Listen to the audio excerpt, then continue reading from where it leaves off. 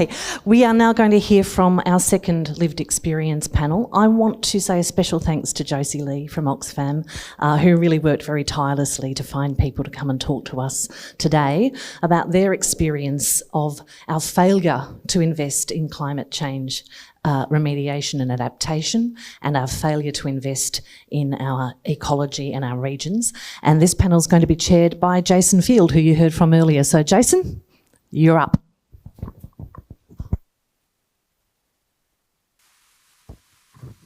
Thanks, Emma. I might just invite Pete and Shweta and Chels to come up and join me while we're just getting started.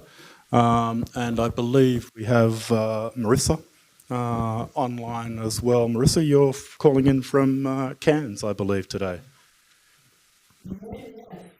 Wonderful, wonderful.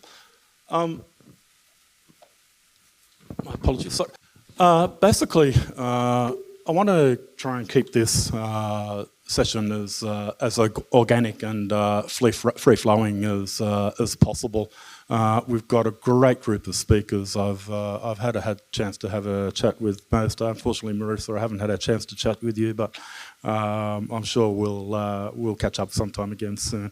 But what I'd like to just do to get the ball rolling, if I can start with you, Chels. Can you just, and I'd like each of you, if you can, just to talk with us about what you see as the big challenges in terms of what we're not doing with regard to not doing enough with regard to climate change adaptation and resilience. Hi everybody, my name's Chels. I'm from the Northern Rivers on Bundjalung country. I work in the community-led advocacy space around climate resilience, adaptation, flood mitigation, flood advocacy, housing being a massive issue for our community, and also First Nations-led justice, essentially, for, I guess, all of these issues are interconnected. And I think the major concern that I see on the ground is that the community is not taken on the journey. We're not worked with. We're kind of told what's happening to us in a top-down approach, particularly after a disaster. We saw a flood in 2022, which washed our entire community away. 7 LGAs in the Northern Rivers were impacted. We had about 40,000 homes inundated by water, and it was the community that actually saved themselves. It wasn't the SES, it wasn't the army, it wasn't the government, it was ourselves. We looked after each other. We rescued people from the roofs of the homes that people live in.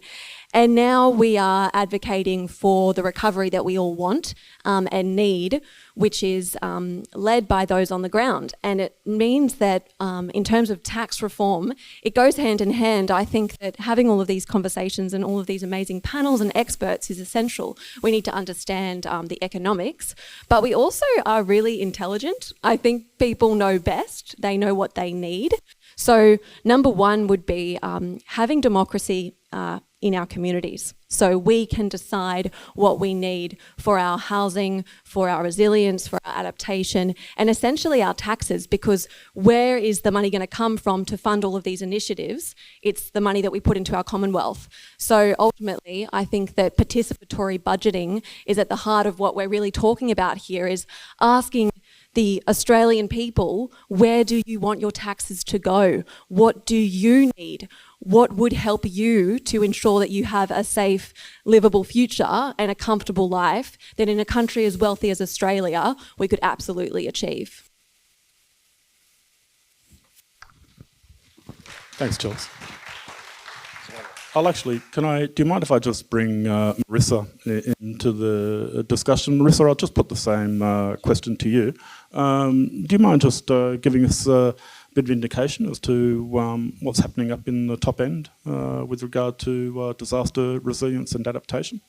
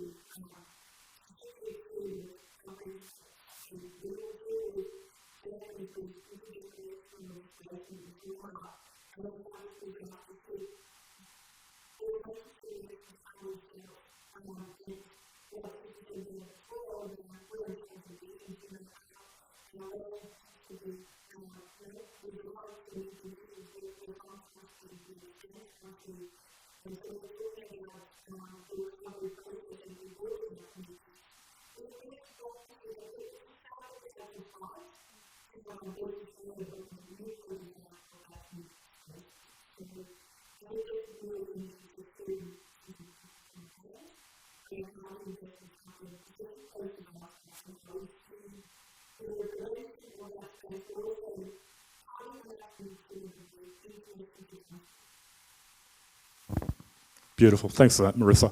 Shweta, do you mind if I bring you in? Hi everyone, my name is Shweta. I work for an organization called Gen West, which is a women's health service. So we primarily work with women and gender diverse people. And one of the things we really work with is the impact of climate change and disasters on women. I'm representing a community in urban Melbourne actually here today in Maribyrnong. We've been working with them closely since October 2022, since the floods. And let me read you a little, this will give you an idea of what happened in the, I think it's like 10 kilometers from the city. It's by the Maribyrnong River. It's an affluent suburb in terms of what we perceive it to be. And this is what happened on the morning of October 2022, in October 2022. There was no previous warning to prepare. Who looks at the phone at 4 a.m. in the morning? On the other side of the lights, they knocked at everyone's house and asked them to get out. But for this side of the lights, they didn't tell anyone to take their things or prepare to leave. No warning was given until the last minute. Within 2 seconds, I had to tell my husband to get out of the shower because a lady said that we had to leave. This is a community very close to a lot of people in Melbourne. You would have even heard about it. They are still struggling. Many of them have still not got back to their houses. We've been working very closely with them for the last 2.5 years, and we've been working very closely with the women, and especially women from migrant and refugee backgrounds, a huge Vietnamese cohort there. And there was a lot of help. There was a social recovery committee set up with 10 service organizations. And when I went for the first meeting in February, when the floods had happened in October, there was no community member in that SRC.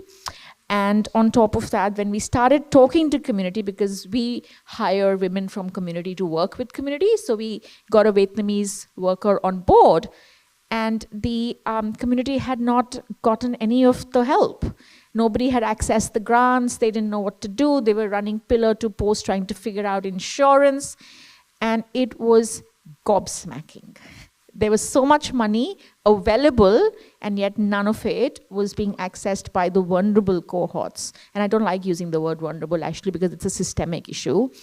And that's what we captured in this report, and it is amazing that 2.5 years down the line and it's still an ongoing issue in a community, in an urban setting, which we don't normally hear about. We normally focus a lot on regional disasters and climate change impacts, but it's happening also in urban settings, and the gap is gobsmacking.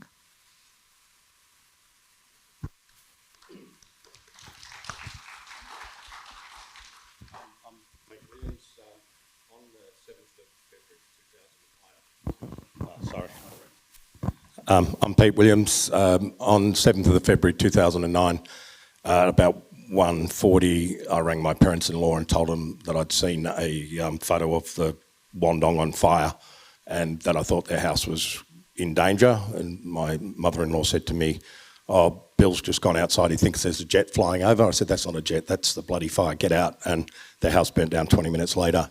At 7 p.m. that night, when the wind changed in the fire, it went across from Kilmore to St Andrews, and then when the wind changed and went north at 7 o'clock in Flowerdale, my sister-in-law's house burnt down. After 4 days in Flowerdale, where there were 234 homes lost and 13 people died, the first external emergency service came in. And when they was asked, like, "Where have you been?" they said, "We forgot about Flowerdale." But that was actually the best thing that could have happened, because it meant that a community that had been, it was like a nuclear wasteland, literally, that had been destroyed, 800 people displaced, had to fend for themselves. And in that 4 days, they learned that communities who have to fend for themselves are way better at government than getting anything done. And when help finally came in, I was called in because I used to, well, I'm actually a chartered accountant, which, you know, as you could probably tell. I used to deal with companies going broke and, you know, like a receiver administrator sort of person and sort of dealing in crises. And my sister-in-law rang me and said, and I'm going to swear here, but this is what she said. She said, "This is one fucked up town. Used to rescue fucked up companies. Can you come and help us up here?" And that started a 15-year journey, or 16 now. So we got together, a few of us in the community, and just said, you know what, we don't really know what we're doing, but we can tell you what the government don't know what they're doing either. And we believe that we've got the people in this community and the networks in this community to run a do-it-yourself process. We're not excluding anybody, and everybody's welcome, but we're going to run it ourselves. And I can tell you what I learned. There is no they in a community. You are the they. And if you wait for them to come in, you'll get the top-down approach. So I've spent it's become like a vocation. I do everything voluntarily because I'm sort of fortunate enough to be able to do that. But my view is, if I take $1 from government, I could be beholden to them and I can't advocate for communities. So not everybody can do that, but I'm lucky enough that I can. And to me, it's a vocation. Like yesterday, I was talking to the Grampians community, again, on those lines. Like, do not underestimate your power. Do not underestimate your networks. And I'm part of a network now called DisasterWise. It's basically, I call us disaster junkies, people who've led their communities out of disasters, and we are there and we just turn up and help others, not tell them how to do, but telling them, hey, we've gone through most situations before and we're there to help, but we'll be there for the journey. Because the other thing that we find is that the current way that people look at things is like, within 2 years this will be sorted, within 4 years this will be sorted, and we'll wave you goodbye, which is no doubt what you're experiencing, what you'll experience. It's like there's no sort of, the way that governments work is very different. The other one, I'm from one of the evil big four firms. Actually, I'm from the good one, Deloitte. We've been doing a lot of research over the years around disaster funding. And in effect, if you spend $1 on resilience and preparedness, you will save, $8 to $10 on recovery. But 5% of the money spent in this field is on resilience and preparedness. 95% is on cleaning up after the messes, which we could have, to a large extent, prevented. And oftentimes it's by not going forward, it's by going back. What have we done to the land to stuff it up or build freeways in so waters can't run and flood the Richmond River? Yeah. The Flemington Wall. Yeah, Flemington Racecourse. So again, that's where I come from. Sorry, a bit long, but anyway.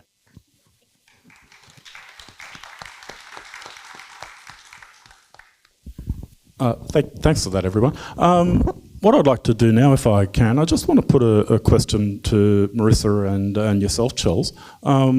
Basically, what I'm interested in finding a bit more about is the impact on local organisations who have to step up during those moments of disaster and afterwards.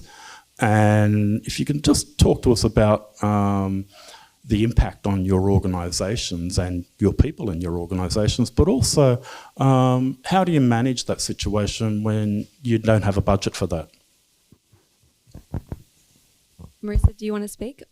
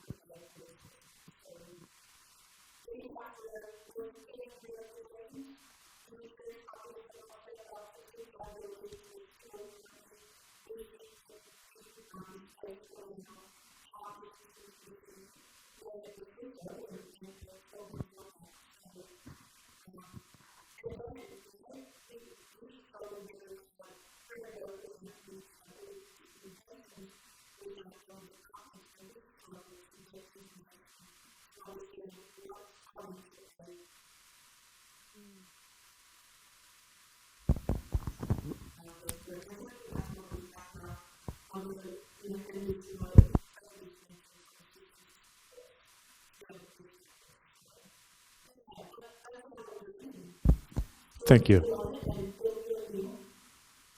Yeah, proud of this. Thank you for that.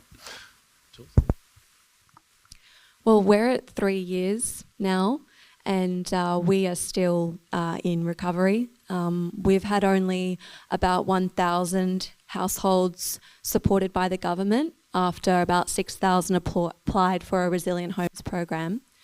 We're also now facing abandoned and boarded up streets and towns because the Resilient Homes program, which was buying back properties, which is actually a great scheme when you think about it. You've got a flooded home, a completely depleted asset, and you've got a crazy mortgage and insurance costs that are through the roof or absolutely you can't actually access them at all because they don't exist anymore. You can't be insured.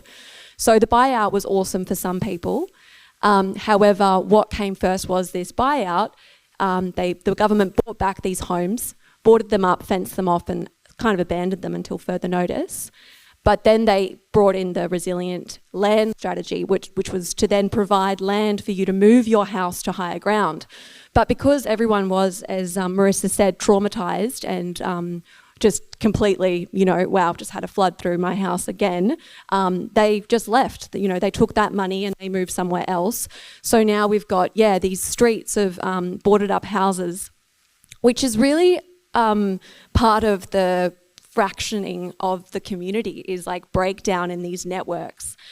People lose their support services, they lose their work, they have to move away. And we're now struggling with what to do with these houses. And our community group, called the Community Disaster Action Group, among other groups such as Reclaim Our Recovery, have been working with the New South Wales Reconstruction Authority to provide ways to utilise the houses for emergency accommodation right now, so that people who are in the community can actually access some shelter, because a raised house is ultimately better than living on the street. Just in general, but particularly if there's a flood, because at least you're higher up. So there's this, it's a bit of a struggle, because all of the community groups and those members are well networked, and we all, we are stronger together, and we are having troubles with getting that transparency, getting those timelines, advocating for ourselves with those government agencies. And, they have a really hard task ahead of them, but I would love to see more collaboration where it starts with the community that informs the recovery, preparedness and adaptation. Throw in a real quick answer on that. Yeah, the model of, particularly like you heard from Marissa, they were the they. They had to hustle, they had to probably set up GoFundMes and get people to donate. The problem is that initial money, like say to get $1,000 if you've been displaced, you had at Lismore, you had to have your rental agreement, your lease agreement, your bank statements. It's like, Mick Fanning picked me up on a jet ski on the roof, and my phone doesn't work anymore. How am I supposed to do that? So there's a real sort of notion of, we must not let anybody get $1,000. We must not give money to Marissa because she's a community organisation, well connected, but we'll make her put in reams and reams of information and grants, instead of saying, who are those community groups who are best placed to help? If new community groups are going to form, okay, if you form a community group to deal with something, here's 25 grand. And if 5% of that is defrauded, I don't give a shit. If 90% of it gets out to the people who need it, that's what matters. So, it's this sort of, model of, somebody does something wrong, we're going to be in the front page of the Herald Sun or whatever. Who cares? It's get that money to the people who we know and trust and have got the connections, not leave it to government to apply bureaucracy while people haven't got anywhere to live or eat. And I'll just add, imagine if you are from a migrant background, and imagine you have displaced trauma of 3 generations and you don't speak the language, then try and jump those hoops, and it's impossible. Thank you, everyone, for that. I'd just like to move on to the topic of recovery and resilience, and particularly for you, Sweta, can you give us some of your thoughts on how we can build better resilience into our recovery from disasters? I'll start with a micro experience, but as you said, community-led, and that's what we've experienced. We follow a peer-based model wherein instead of going top-down, it's about getting people from the community and giving them the power and the resources to work with their community. It's a peer-led approach. It's a bicultural approach. It's a culturally safe approach. So, for example, when we as a government organization received funding from the Office of Women, the approach was to use that funding to hire women from the community to then work with the women from the community, instead of us going in there and doing the work ourselves. And I think that peer-based model of giving agency back to the community is the most effective way we have seen, where the community feels that, okay, now we're going to do it ourselves and we are being heard and we are a part of the system. So instead of that top-down approach, peer-led models have really worked.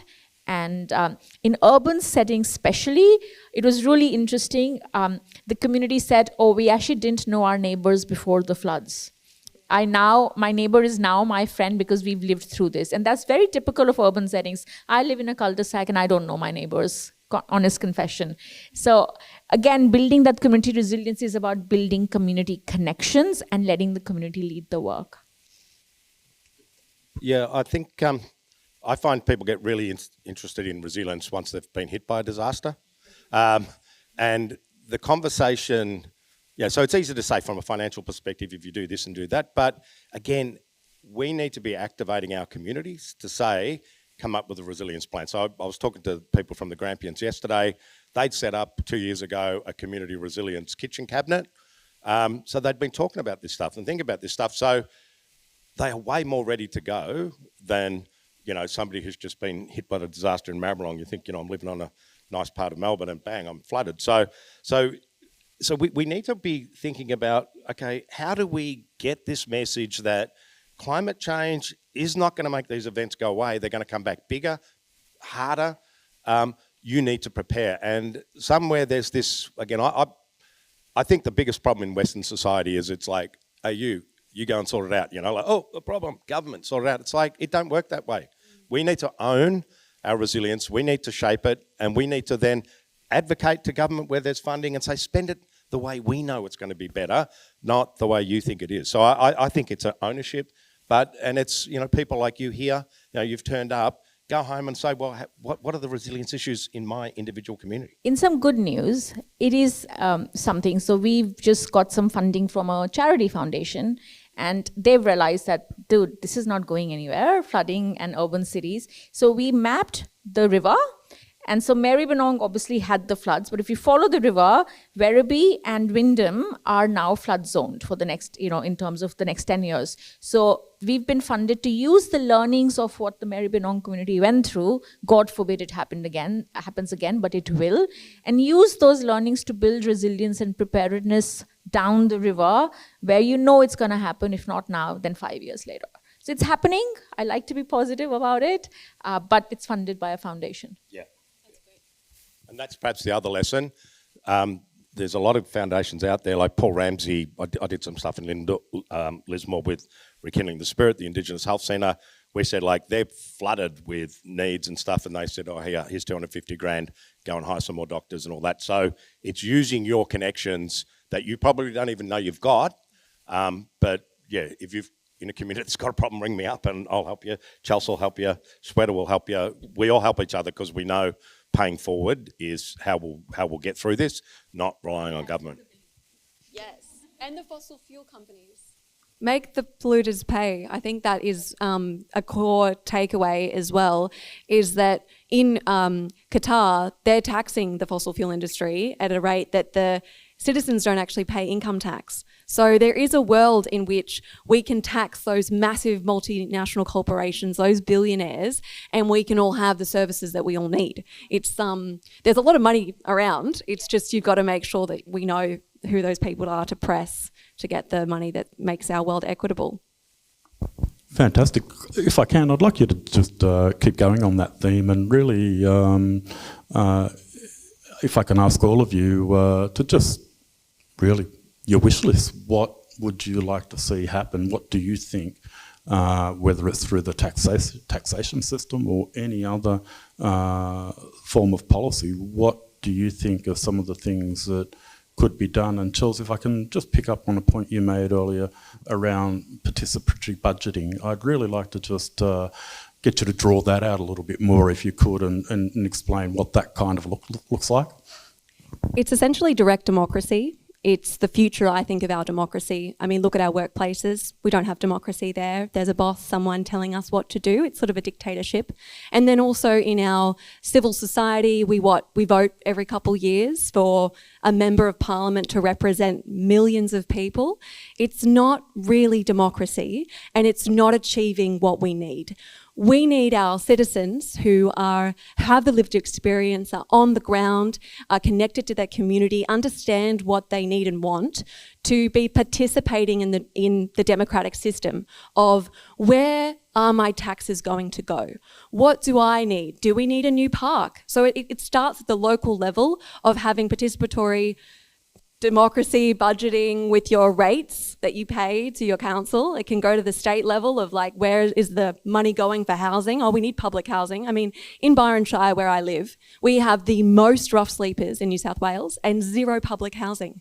It's absolutely criminal.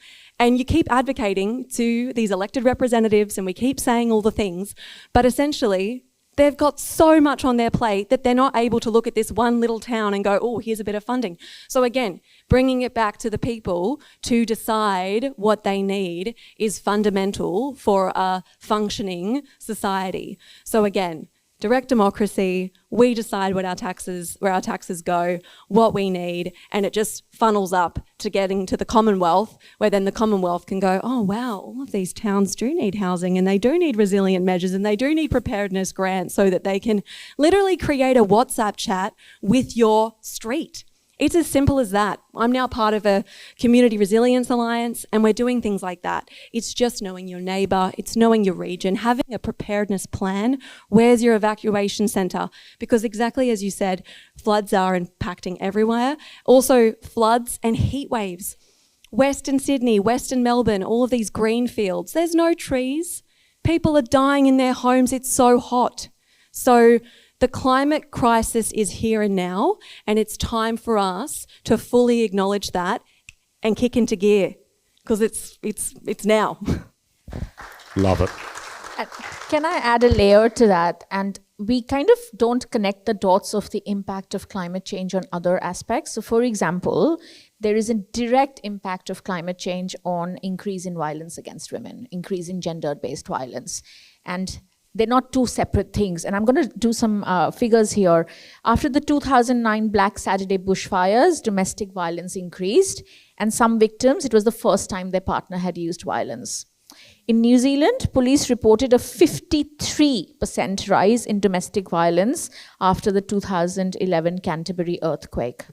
In the United States, studies showed a 98% rise in violence against women after Hurricane Katrina. And talking about heat, a study in 3 South Asian countries found that the 1 degree rise in average temperature increases violence against women and families by 4.5% to 5%. And the cost of that on our society is unimaginable, and it is an actual financial cost along with all the other costs. So it's not siloed. Everything is interconnected, and if you invest in one, you're investing in the other. Fantastic. Beautiful. Thank you. Marissa, can I bring you in on that one?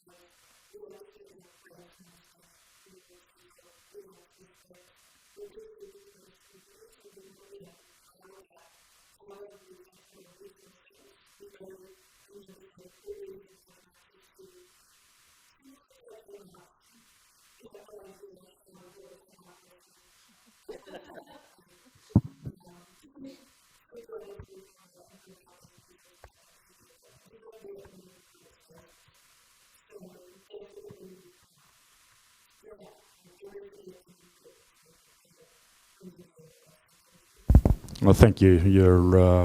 Your words have been really well received here, and your wisdom and insight is just completely, absolutely invaluable. So thank you so much for that.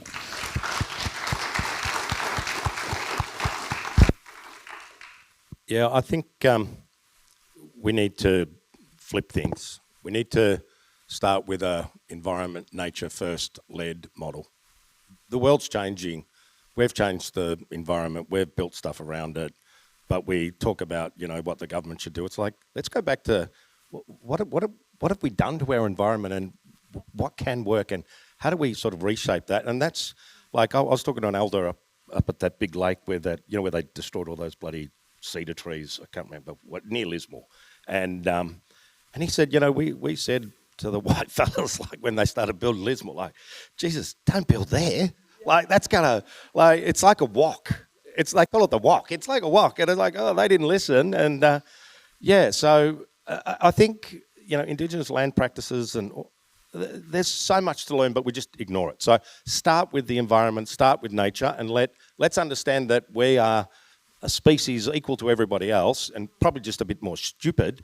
A lot. And then let's start there. Let's look at our environments. Think about, well, how do we make them resilient? The next thing, we've got to take a community-centred approach. Like, at every community is different.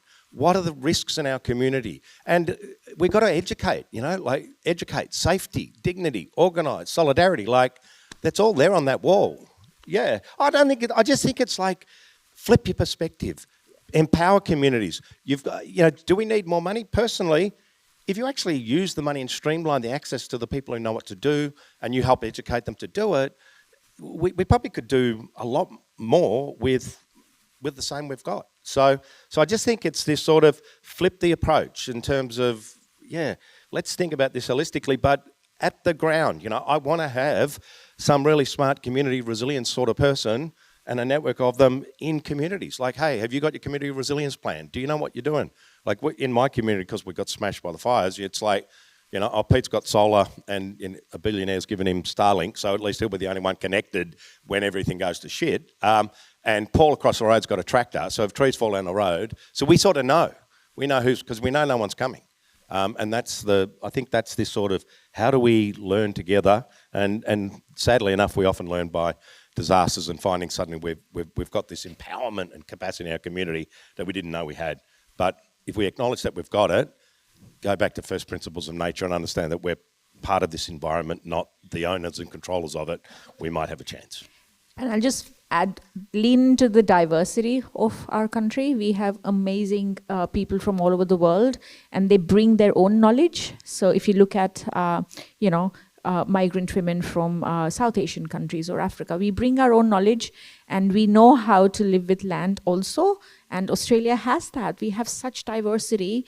Let's lean into that, and the community can answer its own things. And maybe just that inclusion point, like, it's not, in the country, it's not just the people with the streets named after them who've been there for, 6 generations. It's like, make sure you create forums, whether it's sitting around a kitchen table with somebody from the same culture, or whether it, somebody said that to me yesterday in the Grampians, like, if you have these big community forums, it's the loudest voices who get heard and the others are marginalised. And if you're an Indigenous person and you go to some forum and there's 7 different types of uniform sitting up on the thing, you're going to be like, Jesus, I ain't going in there.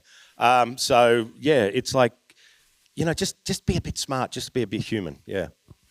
And on that, I guess, looking at like the participatory budgeting and direct democracy, it's actually working in small groups. So say we were going to have a forum on what is our preparedness strategy. It's not us talking up here and you down there. It's us in, round tables, all different groups, workshopping things, having our ideas heard, and exactly that, not having the loudest voice dominate, making time for people to all be heard and all to share, because we all have such diversity of experience that everyone needs to have their share to create the most holistic approach. It's so many people ask us how do you identify a community leader? Like when we get funded by these big organizations and we're like, we work with community and we know the community leaders. Who is a community leader? How do you identify that? And I thought about it for a long time. And I was like, the community leader is not the one you hear the most. The community leader is the one who the people go to. So who are you calling at 3 a.m? It could be a woman you've never heard of. But she's the one the other women are calling at 3 a.m, and that is the community leader. And one of our there's a lady called Quinn. She's a little Vietnamese lady, and she was very, mother of 3, hasn't worked for a long time. She is our community leader. She does cupcake mornings around the table, and now she is being paid for that work instead of carrying all that burden of doing it without being paid for it. That's a community leader. Praise the matriarchy. It's usually the women who are stepping up into those leadership roles as well. Look, I think we're just about on time to wrap up. Before we go into some more questions from the floor, I'd just like, if you can, to give another round of applause to our wonderful panellists, particularly to Marissa up in Cairns for joining us. No more questions, actually. You've covered everything so beautifully.